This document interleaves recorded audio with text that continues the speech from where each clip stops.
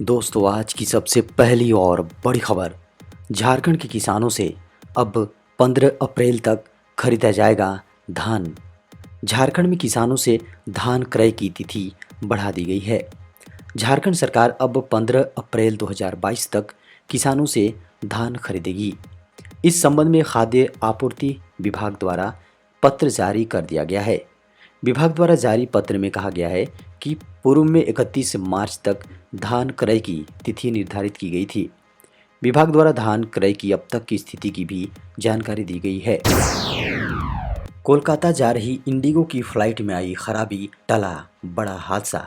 झारखंड की राजधानी रांची में शनिवार को एक बड़ा हादसा होते होते टल गया। यहां बिरसा मुंडा एयरपोर्ट से टेक ऑफ करने के दौरान इंडिगो एयरलाइंस के विमान में तकनीकी खराबी आ गई है, जिसके बाद विमान को उड़ान भरने से रोक दिया गया और यात्रियों को दूसरे विमान में शिफ्ट किया गया। खबरों को माने तो सुबह 9 बजे रनवे पर उड़ान भरने के दौरान विमान का एसी अचानक बंद हो गया और तेज आवाज सुनाई दी। इंडिगो की फ्लाइट रांची से कोलकाता जाने के लिए उड़ान भर रही थी। सरहुल के दिन सुबह 6 बजे से रात 12 बजे तक बड़े वाहनों की एंट्री पर रोक। बड़ी खबर है। सरहुल को देखते हुए झारखंड की राजधानी की सुरक्षा और ट्रैफिक व्यवस्था में बड़े बदलाव किए गए हैं। एसएसपी सुरेंद्र झा के निर्देशों के अनुसार झारखंड की राजधानी रांची पुलिस व ट्रैफिक पुलिस के पदाधिकारी और जवानों को विभिन्न चौक चौराहों पर मुस्तैद कर दिया गया है। प्रकृति पर्व सरहुल को लेकर शहर की सुरक्षा व्यवस्था चाक चौबंद कर दी गई है। झारखंड में अगले 5 दिनों तक नहीं मिलेगी उमस से राहत। बड़ी खबर है। झारखंड के 3 शहरों में मार्च में दशक की सबसे कम बारिश रिकॉर्ड की गई है। मौसम विभाग ने शनिवार को कहा कि कम से कम अगले 5 दिनों तक झारखंड में उमस भरे मौसम से शायद ही कोई राहत मिले। बताया जा रहा है कि झारखंड की 3 शहरों रांची, जमशेदपुर और डाल्टनगंज में हुई बारिश के विश्लेषण से पता चलता है कि इन जगहों पर इस साल मार्च में सबसे कम बारिश दिन दर्ज किए गए हैं। मौसम विभाग द्वारा उपलब्ध कराए गए आंकड़ों के अनुसार राजधानी रांची में इस वर्ष मार्च में केवल 2 दिन बारिश हुई, जबकि जमशेदपुर और डाल्टनगंज में पूरे महीने में केवल एक बारिश दर्ज की गई है। बड़ी खबर है। राजभवन से वापस लौटा मॉब लिंचिंग विधेयक। राजभवन ने शीतकालीन सत्र में विधानसभा से पारित हुए झारखंड भीड़ हिंसा एवं मॉब लिंचिंग निवारण विधेयक 2021 को राज्य सरकार को लौटा दिया है। राजभवन ने विधेयक के कई प्रावधानों पर आपत्तियां जताते हुए उनमें संशोधन करने को कहा है। बीजेपी शुरू से इसका विरोध करती आ रही है। वह इसे आदिवासी मूलवासी विरोधी बता रही है और राजभवन के रुख से उसकी आशंकाओं को बल मिला है। बड़ी खबर है। आपत्ति के बाद जारी हुआ सस्ती दर पर बिजली बेचने का आदेश। बिजली उत्पादन करने वाली प्राइवेट कंपनियों की मनमानी पर केंद्रीय विद्युत नियामक आयोग ने लगाम लगाया है। अब भीषण गर्मी में राज्य लगभग 40% कम दर पर इंडियन एनर्जी एक्सचेंज से अतिरिक्त बिजली का प्रबंधन कर आपूर्ति सामान्य बनाए रख सकेंगे।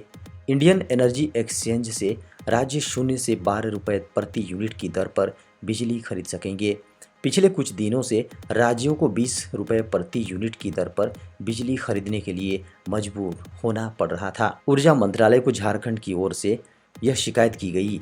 बिजली उत्पादन करने वाली विभिन्न प्राइवेट कंपनियां डिस्कॉम पर बकाया की आड़ लेकर इंडियन एनर्जी एक्सचेंज को महंगी दर पर बिजली बेच रही हैं। इस कारण राज्यों को इंडियन एनर्जी एक्सचेंज से लगातार 20 रुपये प्रति यूनिट की महंगी दर पर बिजली उपलब्ध हो रही है। बड़ी खबर है। जीएसटी कलेक्शन से सरकार हुई मालामाल। सरकार की इस साल मार्च में जीएसटी से अच्छी कमाई हुई है। मीडिया खबरों को माने तो सरकार का टैक्स से मार्च में 1.42 लाख करोड़ रुपए का रिकॉर्ड बना है। इससे माना जा रहा है कि कोरोना के बाद धीरे धीरे देश की अर्थव्यवस्था पटरी पर आ रही है, लेकिन बढ़ती महंगाई आम आदमी की कमर तोड़ रही है। 22 मार्च से लगातार पेट्रोल डीजल की कीमतें जेब ढीली कर रही हैं। वहीं जानकारों का कहना है कि सरकार सेंट्रल एक्साइज में कटौती कर महंगाई को कुछ हद तक कंट्रोल कर सकती है। ऐसा ही सरकार ने पिछले साल पेट्रोल डीजल की बढ़ती कीमतों के रिकॉर्ड बनने पर किया था। पिछले साल 5 से 10 रुपए की कटौती एक्साइज ड्यूटी में हुई थी। सरकार की जीएसटी से ऐसी ही अच्छी कमाई आगामी महीनों तक जारी रही तो इसका लाभ टैक्स पेयर्स को भी मिल सकता है। वर्ष 2014 के बाद से इनकम टैक्स स्लैब में कोई बदलाव नहीं किए गए हैं। ऐसे में बताया जा रहा है कि सरकार बढ़ती महंगाई को कंट्रोल करने का प्रयास कर सकती है। 3 साल तक मई से जुलाई के बीच शुरू होंगे झारखंड के सरकारी स्कूलों के शैक्षणिक सत्र। स्कूली शिक्षा एवं साक्षरता विभाग ने झारखंड के सरकारी स्कूलों के शैक्षणिक सत्र को अगले 3 वर्ष के लिए विस्तार दिया है। इसको लेकर नोटिफिकेशन भी जारी कर दिया गया है। नोटिफिकेशन में कहा गया है, विभागीय स्तर पर कोविड-19 और इसके असर के कारण से लंबे समय तक झारखंड के स्कूल बंद रहे। ऐसे में शैक्षणिक गतिविधियां दुरुस्त हो सकें, इसके लिए अगले 3 वर्ष के लिए शिक्षण सत्र को विस्तारित किया जाता है। नोटिफिकेशन के अनुसार शैक्षणिक सत्र 2022-23 1 जुलाई 2022 से शुरू होगा। इसी तरह शैक्षणिक सत्र 2023-24 1 जून 2023 से शुरू होगा। शैक्षणिक सत्र 2024-25 1 मई 2024 से शुरू होगा। इसके बाद 2025 में शुरू होने के शैक्षणिक सत्र को फिर से 1 अप्रैल के शेड्यूल में चलाया जाएगा। पीएम मोदी और शेर बहादुर देवबा ने नेपाल में लॉन्च किया रुपे कार्ड। नेपाल के प्रधानमंत्री शेर बहादुर देवबा भारत की यात्रा पर हैं। शनिवार को प्रधानमंत्री नरेंद्र मोदी ने उनसे मुलाकात की। इसके बाद दोनों नेताओं ने संयुक्त रूप से नेपाल में रुपे लॉन्च किया। पीएम मोदी और शेर बहादुर देवबा ने संयुक्त रूप से भारत सरकार की क्रेडिट लाइन के तहत निर्मित नेपाल में सोलू कॉरिडोर 132 केवी पावर ट्रांसमिशन लाइन और सब स्टेशन का उद्घाटन किया। पीएम मोदी और शेर बहादुर देवबा ने संयुक्त रूप से जयनगर यानी भारत और कुर्था नेपाल के बीच सीमा पार यात्री ट्रेन सेवाओं का उद्घाटन किया। यह रेल लाइन भारत द्वारा दिए गए अनुदान सहायता से बना है। इस मौके पर नरेंद्र मोदी ने कहा कि पीएम देवबा और मैंने व्यापार और सभी प्रकार से सीमा पार संपर्क पहल को प्राथमिकता देने पर भी सहमति जताई है। जयनगर कुर्था रेल लाइन की शुरुआत इसी का एक भाग है। जोरों पर है झारखंड में पंचायत चुनाव की तैयारी। पंचायत चुनाव को लेकर झारखंड के सभी जिलों में तैयारी जारी है। जिन जिलों में चुनाव से संबंधित कुछ तैयारियां बच गई हैं, उन्हें 6 अप्रैल तक दुरुस्त कर लेने को कहा गया है। अगर किसी जिले को कुछ आवश्यकता है तो प्रस्ताव भेजने के लिए कहा गया है। संबंधित जिलों को 6 अप्रैल तक हर हाल में प्रस्ताव भेज देना है। इसका निर्देश शुक्रवार को राज्य निर्वाचन आयुक्त डीके तिवारी ने दिया है। उन्होंने सारे जिलों के डीसी और एसपी के साथ शुक्रवार को बैठक की। बैठक में चुनाव की तैयारियों की समीक्षा की गई। मौके पर पंचायती राज विभाग के सचिव भी उपस्थित थे। देश में कोरोना से अब तक 5 लाख से अधिक लोगों की हुई मौत। केंद्रीय स्वास्थ्य मंत्रालय ने शनिवार को कहा है कि पिछले 24 घंटों में भारत में कोविड-19 के 1260 नए मामले सामने आए हैं और 83 लोगों की मौत हुई है। नई मौतों के साथ देश भर में मरने वालों की संख्या बढ़कर 5,21,264 हो गई है।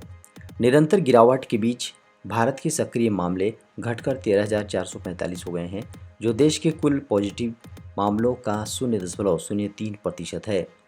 पिछले 24 घंटे में कुल 1,404 मरीज रिकवर हुए हैं, जिससे रिकवर होने वालों की कुल संख्या 4,24,92,326 हो गई हैं। देश का रिकवरी दर 98.76% है। मॉडल गांव के तौर पर विकसित किए जाएंगे झारखंड के 100 गांव। झारखंड सरकार राज्य के कृषि क्षेत्र में व्यापक पैमाने पर बदलाव लाने के लिए और राज्य के 58 लाख किसानों की आय बढ़ाने के लिए कार्य कर रही है। किसानों की आय बढ़ाने के लिए उनके लिए चलाई जा रही प्रमुख योजनाओं के नियोजन और क्रियान्वयन के लिए पेशेवर विशेषज्ञों की मदद लेगी। राज्य कृषि विभाग और NGO professional assistant for development action के बीच प्रायोगिक आधार पर झारखंड के 100 राजस्व गांवों को कृषि क्लस्टर के रूप में विकसित करने के लिए समझौता किया गया है। बड़ी खबर है, झारखंड के सभी विश्वविद्यालय के रिटायर्ड शिक्षकों और अधिकारियों को 7वें वेतनमान के आधार पर पेंशन का भुगतान किया जाएगा। सरकार की इस फैसले का लाभ विश्वविद्यालय के कर्मचारियों को नहीं मिलेगा। सरकार के इस फैसले से नाराज कर्मचारियों ने आंदोलन शुरू कर दिया है। आंदोलनरत कर्मचारियों ने सरकार से इस पर ध्यान देने की मांग की है। झारखंड सरकार के एक निर्णय के तहत अब राज्य के सभी विश्वविद्यालयों के रिटायर्ड शिक्षकों और अधिकारियों को 7वें वेतनमान के आधार पर पेंशन का भुगतान किया जाएगा।